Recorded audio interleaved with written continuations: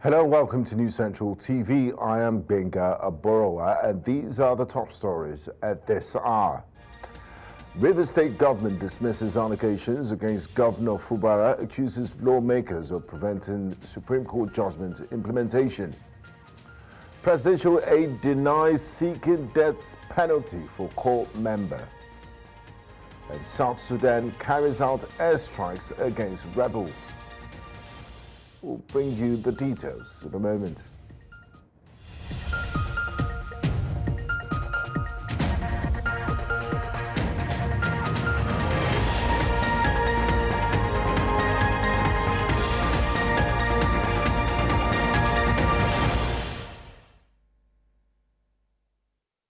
Begin the news by telling you that the political tension in Rivers State has continued to gain momentum on a weekly basis. In the latest development, the State House of Assembly is accusing Governor Siminalayi Fubara and his deputy Ngozi Odu of gross misconduct. News Central's correspondent Biela Festus was at Monday's plenary.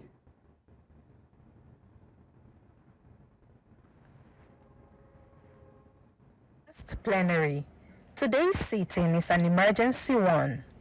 A letter had been written to the Speaker of the House and signed by all 26 lawmakers, notifying him of alleged gross misconduct by Governor Siminalayi Fubara and his deputy, Ngozi Odu. The Speaker, Honorable Martin Amewule, acknowledged receipts of their letter. On Friday, the 14th day of March 2025, I received a notice of allegations of gross misconduct brought pursuant to Section 188 of the Constitution of the Federal Republic of Nigeria as amended 1999. Distinguished colleagues, it is with reference to acts of gross misconduct in the performance of the functions of the office of the Governor by His Excellency Sir Siminalayi Fubara. The disconnect between the Rivers State House of Assembly and Governor Fubara has been on for over a year. On the basis of that, the House voted that the Secretary to the State Government be investigated by the Economic and Financial Crimes Commission, EFCC, for allegedly expending the state's funds without approvals. Mr. Speaker, this morning I rise to move motion to request the Economic and Financial Crime Commission to investigate the Secretary to Rivers State Government, SSG. Mr. Speaker, respected colleagues, whereas Section 128 of the Constitution empowers this House to direct or cause to be directed an inquiry or investigation into any matter or thing with respect to which this House has the powers to make laws on.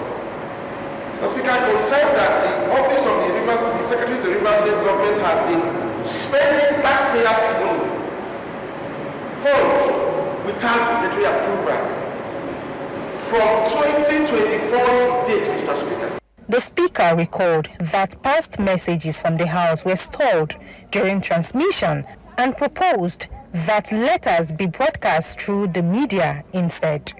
Mr. Speaker, I would want to move a motion that would grant leave to the clerk so that he can publish these letters on print media, so that we can publish all the letters of gross misconduct that is meted on the governor and the deputy governor. This House has therefore resolved that the clerk will publish in at least 3 national dailies the notice of allegations of gross misconduct brought pursuant to Section 188 of the Constitution of the Federal Republic of Nigeria as amended 1999 in reference to acts of gross misconduct in the performance of the functions of the office of the Governor by His Excellency Sir Siminalayi Fubara, GSSRS, Governor of Rivers State, the functions of the office of the Deputy Governor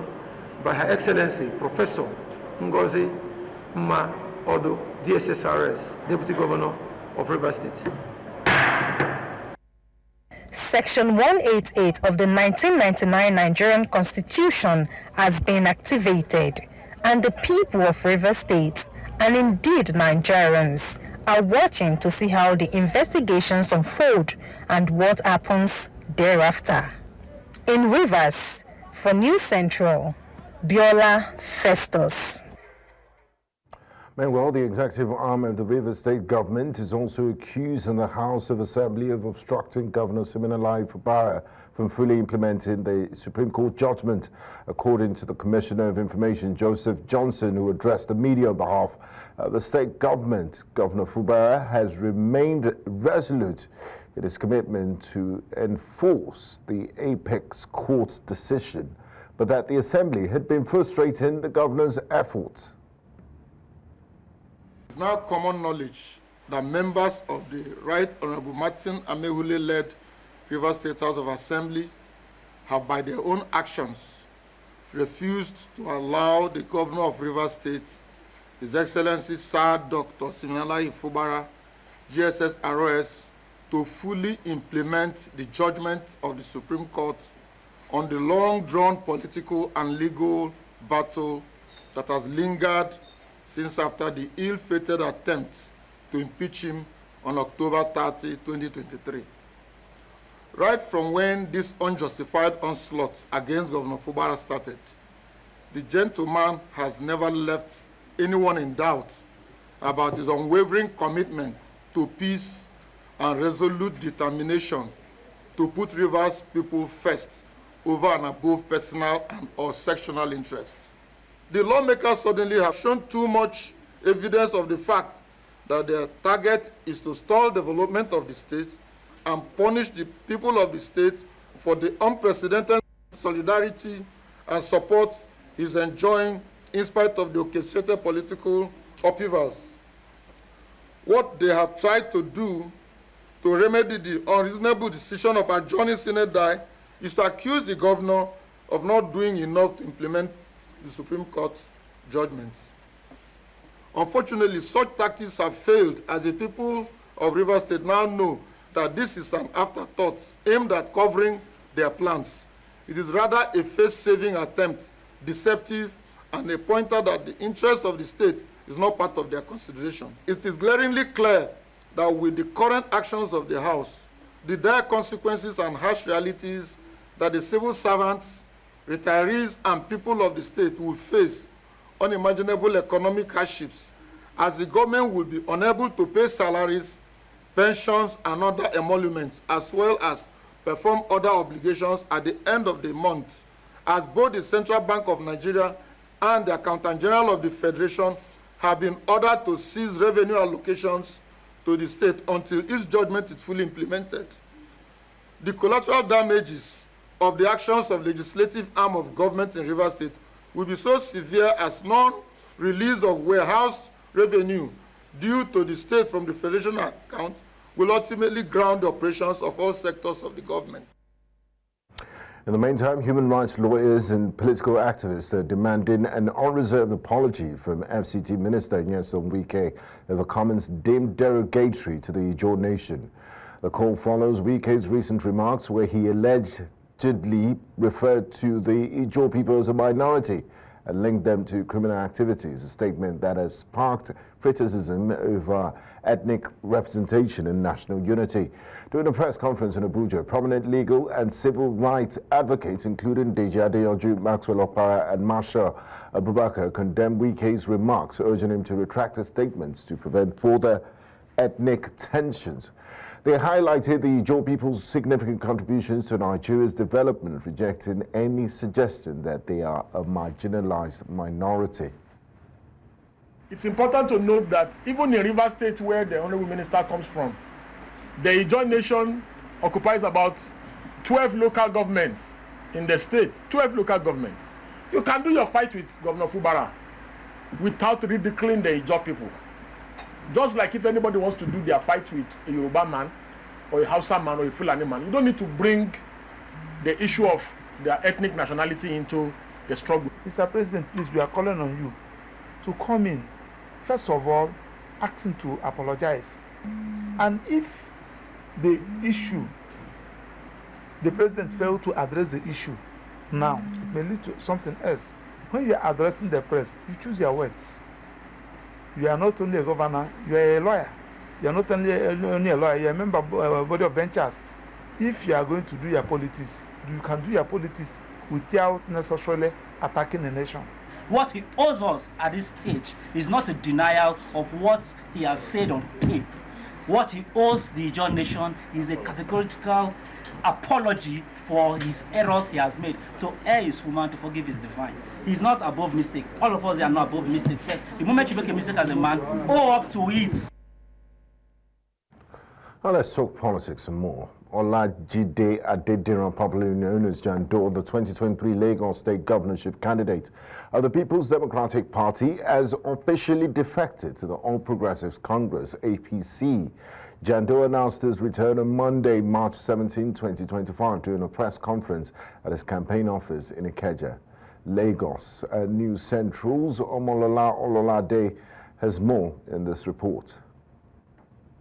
Following his resignation from the People's Democratic Party, PDP, 2 weeks ago, the 2023 Lagos State governorship candidate of the PDP, Oladejo Adediran, popularly known as Jandor, officially announces his defection to the All Progressives Congress during a press conference at his campaign office in Ikeja, Lagos.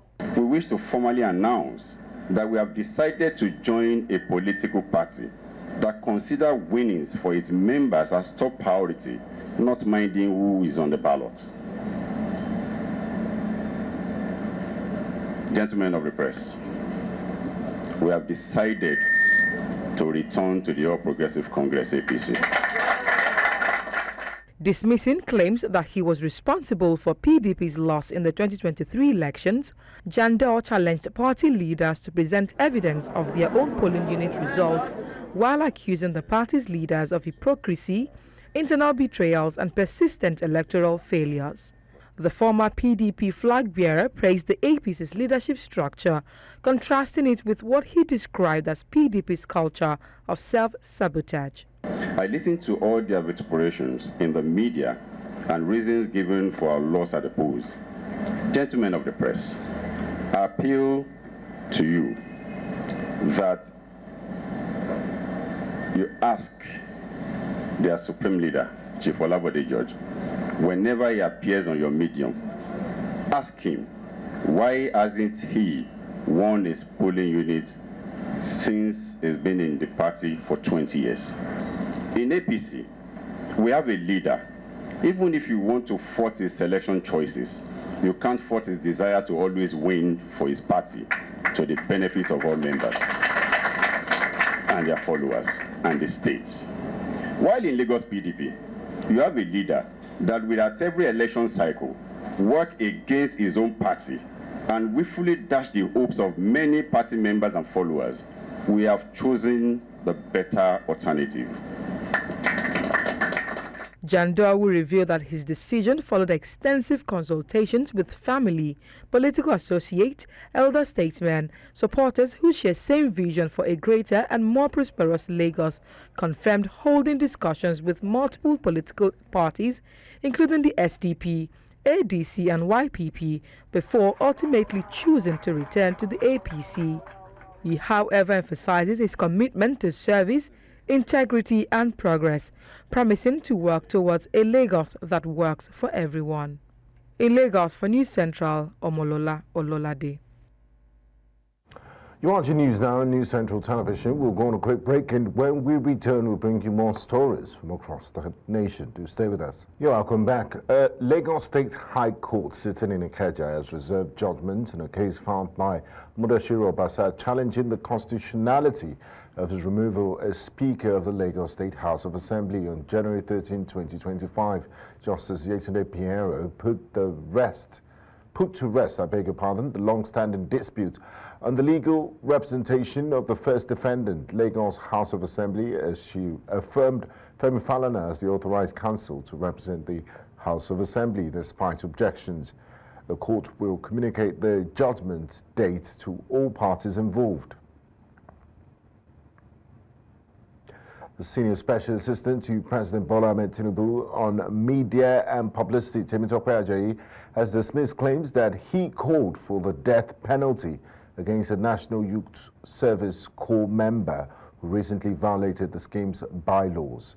In a statement, Ajayi clarified that his earlier remarks on Facebook were misinterpreted, stressing that the maximum penalty under NYSC regulation is expulsion and not physical harm.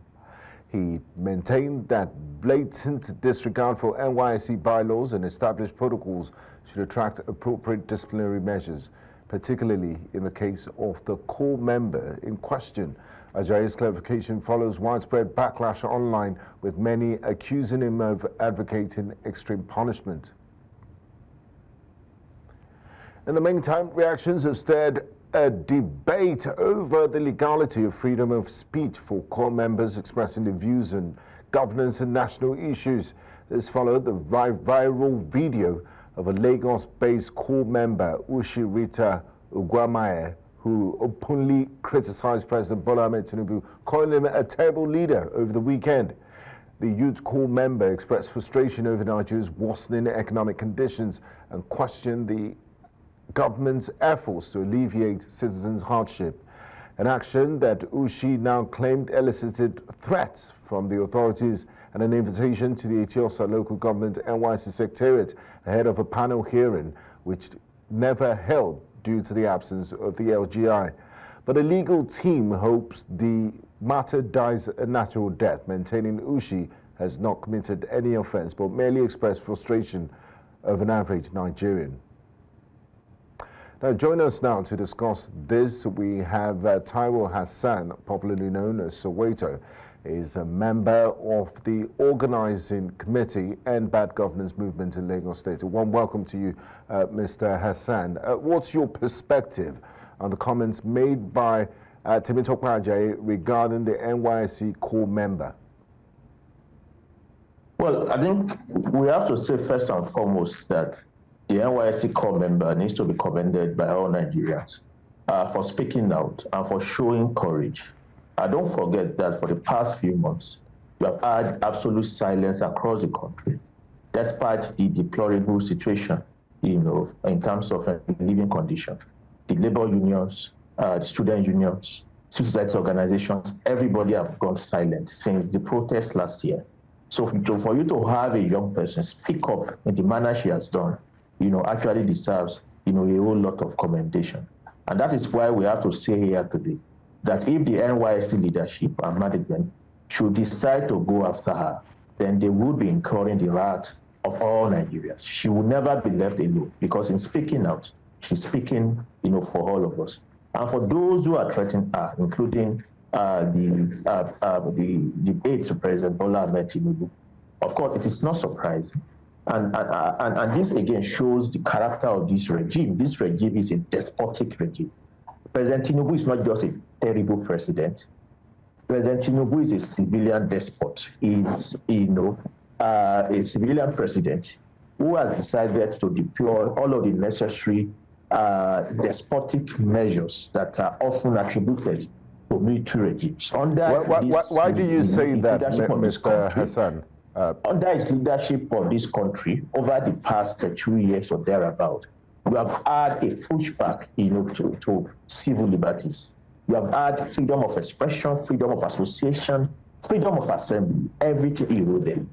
For instance, now, those of us who are accused, we are facing egregious attacks on our civil liberties, many of which are not even known to the public. Many of us still have our phones and gadgets being monitored, they have been bugged. Many of us still have our families being threatened. Last year, on October 20, when civil rights groups gathered around to commemorate the NSAS memorial, 22 protesters were severely beaten, brutalized, and sexually harassed by the police. And the president never for one day spoke up against this kind of issue. So this is the kind of country that we have had under the leadership of President Bola Ahmed Tinubu. And that is why anything you call him today, whether he's a terrible president, he's a despot, these are factual statements. They are not statements that you now begin to ask whether somebody has evidence for them. The evidence for the failure and the terrible character of President Bola Ahmed Tinubu's leadership of the country is evident, is present in our lives, in our living conditions, in the erosion of our civil liberties, in the fact that as Nigerians we are not safe. Just look at a few weeks ago, when all of us have to start shouting because of the abduction, of the youth president of the Yoruba Socio-Cultural Group, whose video came out, screaming for help, and yet the entire police force in this country could not rescue him. But when an activist or a young person speak up about the condition of this country, then before you know it, they know that person's house address, and they begin to pursue the person. Look at Thomas Abiodun, who spoke out about the terrible nature of this government also last year. Look at how she was arrested here in Lagos and bundled over to Abuja in order to be tried, for a case of defamation. So what you have seen really in all different ramifications is that you have a despotic government. You have a government that is clueless, that is irresponsible to the interests of its citizens, and you have a government that is just interested in continuing to utilize the resources and the wealth of this country to benefit just a few people in government, while the rest of us are wallowing in hunger and poverty. And that is why the appropriate response, to the youth corpus, statement is for all of us as Nigerians to rise up and hit the street. A protest has become necessary again. We need to hit the street again and shut down the country to demand that the government to begin to address all of these issues. Now, so Nigeria is a democratic country. I mean, since 1999, we've had uninterrupted democratic experience, and the Nigerian Constitution does guarantee freedom of expression, Section 39 of the Nigerian Constitution. So how does Ushirita Ugwamaye's case reflect broader concerns about government's intolerance for dissent in Nigeria? We've since moved from military to democracy. You would think after all these years of being democratic, we should be more tolerant towards dissent and freedom of expression. Why does it seem like we're taking a few steps back? It's certainly because, over the years, we have seen a situation whereby the traditional structures for mass movement, for mass organizing and mass resistance, they have failed in their responsibility of keeping the Nigerian government on their toes. And to the extent of that failure, that's why you have seen this kind of audacity from the government to continue to erode civil liberties, to continue to attack the right of citizens to even enjoy the most basic, the most modest democratic right. I think what we have seen in the past few years is more of a function of how civil society organizations, labor unions have failed to do their job of holding government to account. That is what has led to this audacity. And this will continue to go on and on until the labor unions, civil society organizations, were able to get our hearts together to ensure that this attempt to turn Nigerians into slaves in their own country is stopped in its track. And that would require serious mobilization, serious organizing. We would have to ensure that we stick to fighting hard on some of these issues, not just fighting for a few days and leaving the street and then hoping that we come back again. Because what you are talking about really is that this government, you have a government that is simply interested in utilizing the resources of the country in a certain way, not to take care of the interests of the mass majority, but rather they see the wealth of the country as something to steal, as something to use to finance their own lifestyle and all of that. So in that sense, the whole idea of attacking democratic rights, of attacking civil liberties, is a function of the fact that, for a government that steals the resources of the country, for a government that is not using the resources of the country to develop infrastructures and to create jobs, to be able to continue to do that, you must keep, the citizens, you must keep them enslaved, you must keep them afraid. And that is the role that all of these attacks of democratic rights and all of that is playing. So keep us unable to ask questions and unable to demand for our rights. Thank you so much for your insights and for joining us this morning on News Now, Taiwo Hassan. Do appreciate your time. Thank you. The Minister of the Federal Capital Territory, Nyesom Wike, has revoked 4,794 land titles belonging to citizens owing the administration ground rent for between 10 to 43 years. This was made known by the Senior Special Assistant in Public Communications and Social Media, Seye Oladejo, and the Federal Capital Territory Administration Director of Land, Chijoke Onwakweze. They say the titles revoked form part of over 8 billion naira being owed to the FCTA by land allottees from the 10 oldest districts in the Federal Capital Territory and forms the first phase of FCTA's revocation exercise. They also urge title holders of lands owing the administration ground rent between 1 to 10 years to effect their payments within the next 21 days or face a similar fate. Chairman of the Jos Metropolitan, Wike has approved revocation of 4,794 land titles over non-payment of ground rent for more than 40 years. In the central area, Gariki 1 and 2, Wuse 1 and 2, Asokoro, Maitama, and Gusape, a total of 8,375 property owners have not paid ground rent in the last 43 years. As of today, a total of 6,967,980,119 is owed as ground rent by 8,375 property owners in the FCT. Those that have defaulted in paying ground rents on their properties for 10 years and above, that their titles have been revoked. And I want to point out that for now, the revocation is not affecting every title holder in the FCT. The approach is to take it phase by phase and category by category. Those who are in default of between 1 year and 10 years, or 9 years and 11 months and 29 days, have not been revoked. They are being given 21 days grace period within which they can make their payments. And after the 21 days, those of them who don't make those payments, their titles will be similarly revoked. Chairman of the Jos Metropolitan Development Board in Plateau State, Hart Bankat, has debunked rumors making the rounds that some people were killed during the violence that erupted during an enforcement drive by the team on Executive Order 003 in the state.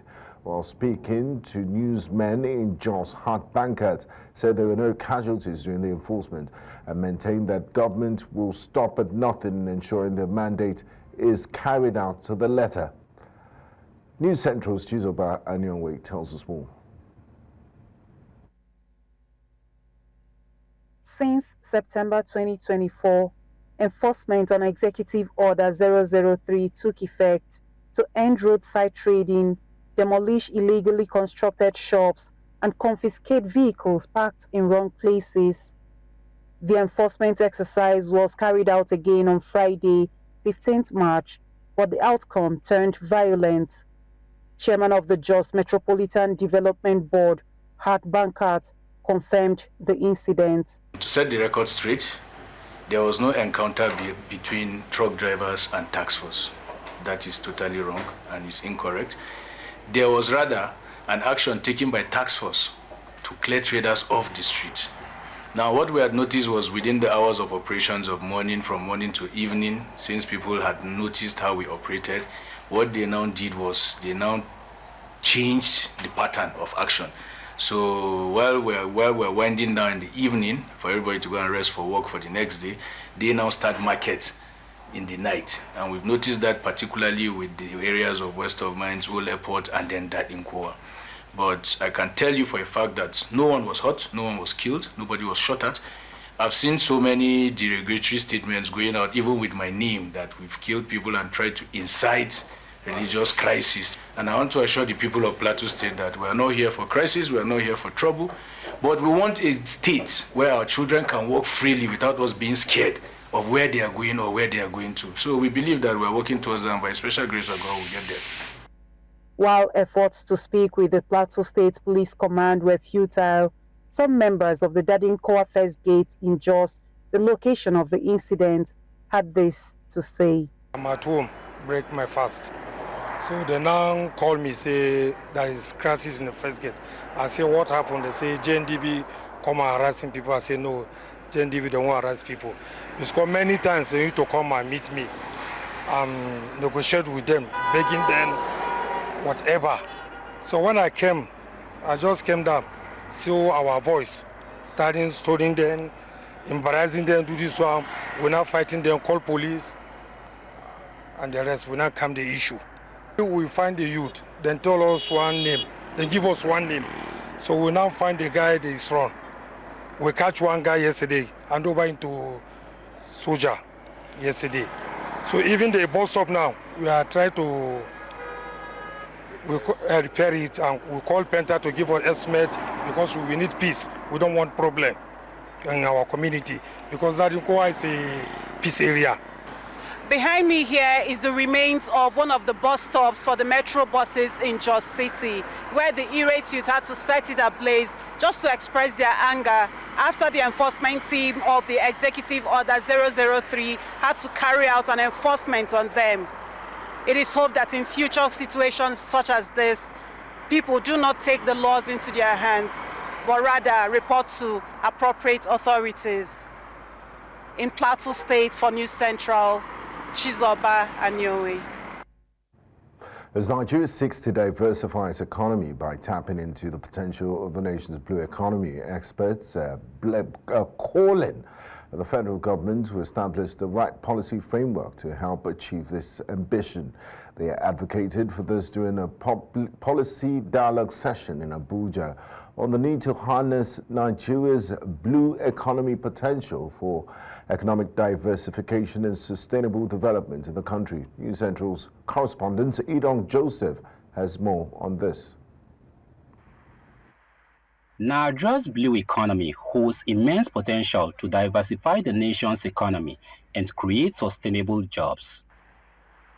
Despite this, the sector faces complexities and challenges that are not peculiar to Nigeria alone. Lessons from other countries, especially the one learned from the 224 maritime days, show that the blue economy in Nigeria remains exposed to challenges that confront the sector globally.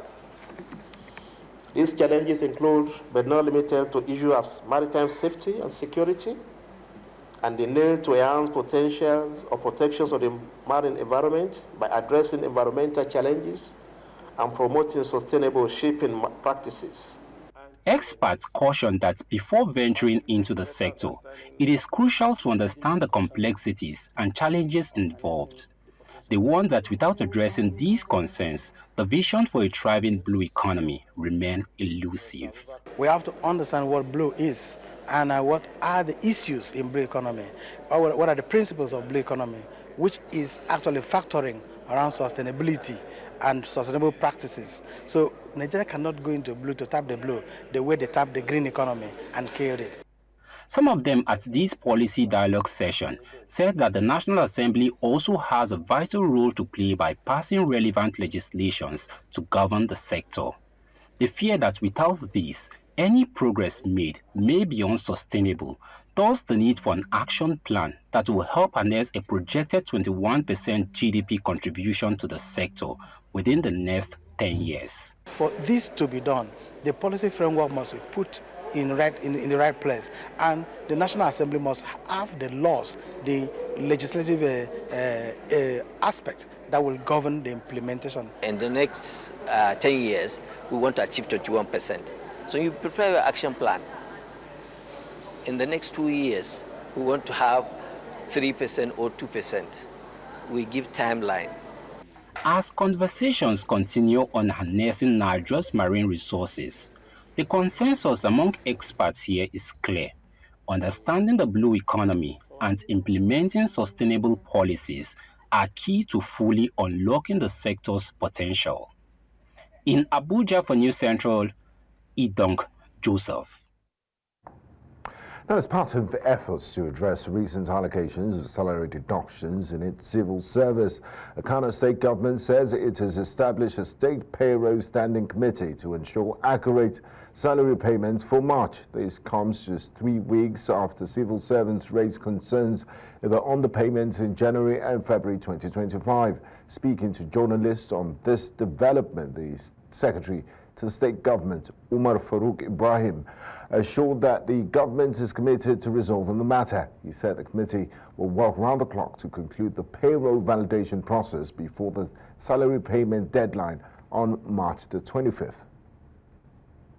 Involvement of ministries, departments and agencies, and by extension with the workers themselves, into the process of this salary administration is crucial and important. For this reason, the government resolved that beginning perhaps from tomorrow or the day after, the entire payroll of the state and the entire payroll of the local governments will be printed and handed over to respective ministries, departments and agencies and the 44 local governments, so that they can critically examine the payroll, display it for individual workers to examine, so as to detect whether or not there are inconsistencies in the payroll. President Bola Ahmed Tinubu has appointed Bishop Matthew Kuka, the Catholic Bishop of Sokoto Diocese, as the Pro-Chancellor and Chairman of the Governing Council of the Federal University of Applied Sciences, Kachia, Kaduna State. The appointment was announced in a statement signed by the Special Advisor to the President on Information and Strategy, Bayo Onanuga.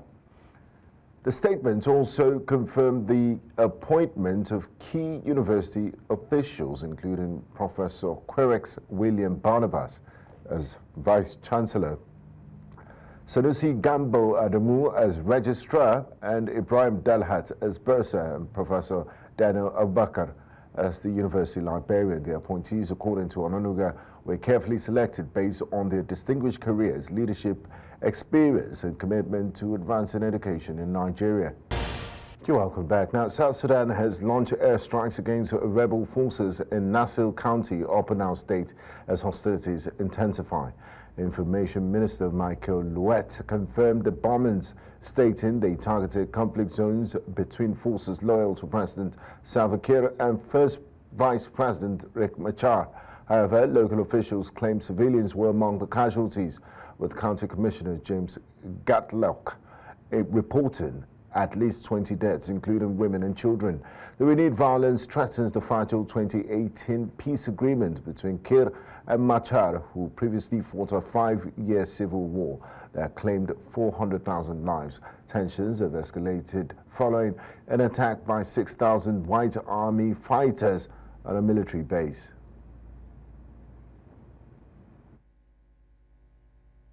What happened this morning are security operations that you are not very much concerned about them. Thank you. Yes. Our SSP, our Air Force have bombarded Nasir this morning. Kalaski fire. Vulnerable people who are in hostile areas is their concern. You are supposed to keep away from hostile areas. So when the bombardment happens, it happens to the forces. And if you happen to be there within the forces, then there is nothing we can do about you. But if you are in the town, outside the forces, nothing will reach you. These forces, with whatever names they call themselves, are negative forces. These are forces that are there to interrupt and engage the people of South Sudan on other issues so that people do not pay attention to the implementation of the agreement. Rwanda says it has cut diplomatic ties with Belgium and ordered all of the European countries' diplomats to leave the country within 48 hours. In a statement released on Monday, the Rwandan Ministry of Foreign Affairs and International Cooperation accused Belgium of consistently undermining Kigali during the ongoing conflict in the Democratic Republic of Congo. In a swift response from Brussels, Belgium said Rwandan diplomats were no longer welcome in the country. Rwanda's move came a day after Rwandan President Paul Kagame accused Belgium of advocating for international sanctions against his country over the conflict in the eastern DRC.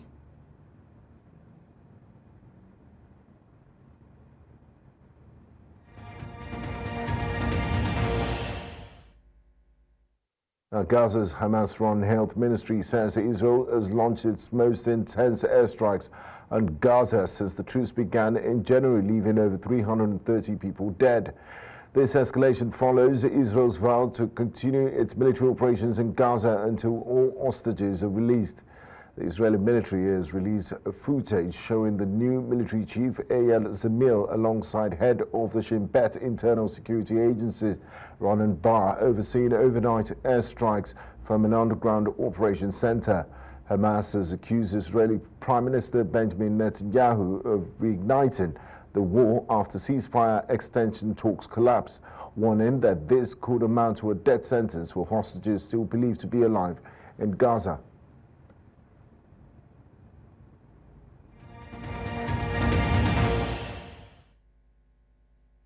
Nigeria's headline inflation rate dropped to 23.18% in February 2025, down from 24.48% in January, a 1.30% decrease. On a month-on-month basis, inflation stood at 2.04%, reflecting a slower pace of price increases. Food inflation remained high at 23.51% year-on-year, signaling continued pressure on household expenses despite the overall decline. The ease in inflation offers a glimmer of hope for economic stability, though persistent food cost highlights the ongoing challenges in the country's food supply and pricing dynamics.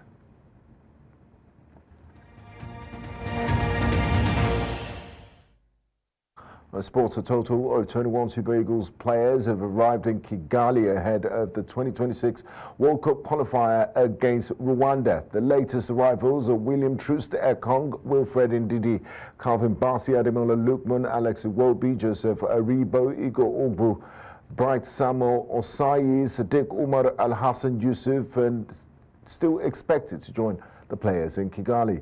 The team will have their first training session on Tuesday evening. Nigeria will tackle Rwanda on Friday, March the 21st at the Amahoro National Stadium in Kigali, then host Zimbabwe in Uyo on Tuesday, March the 25th. KRC gang forward Tolu Arokodare has expressed excitement over long-awaited call-up to the Super Eagles of Nigeria. The 24-year-old striker, who was previously overlooked by interim coach Augustin Eguavon, has been in spectacular form this season. Arokodare has netted 17 goals with 5 assists in just 30 Belgian league appearances. First, I was surprised. I felt very honored to be mentioned amongst the was it 31? Yeah, I think 31 players. It was quite surprising. I mean, I knew it was coming because, I mean, I've been doing pretty well and I was hoping it would come, and it did come. And I felt like a winner already, even if I already had it at the back of my mind, even if I didn't get to make the final 23, that I've done something, I've achieved something. And being in the final 23 also was, yeah, I just felt really blessed and I was very grateful. It means a lot. It's one of the best things that can happen to a football player, getting the opportunity to represent your country, to play. I mean, as a kid, you always watched the national legends play. You always wanted to play for your national team, and finally being in that position to be able to play for my country, it means a lot to me. Now, reports just reaching us say an explosion rocked the Trans-Niger pipeline in Bodo-Gokana local government area of Rivers State. The affected section of the major pipeline is currently engulfed in flames, though the exact cause of the explosion remains unclear. The incident, which reportedly occurred on Monday night, took place along the critical export pipeline that transports crude oil to the Bonny terminal. Authorities have yet to confirm whether the blast was a result of sabotage or technical failure, particularly as tensions rise following a recent threat by militant groups to attack oil installations. These threats come in response to the federal government's withholding of River State's allocation amidst the ongoing political crisis. We'll bring you more details on this as the situation unfolds.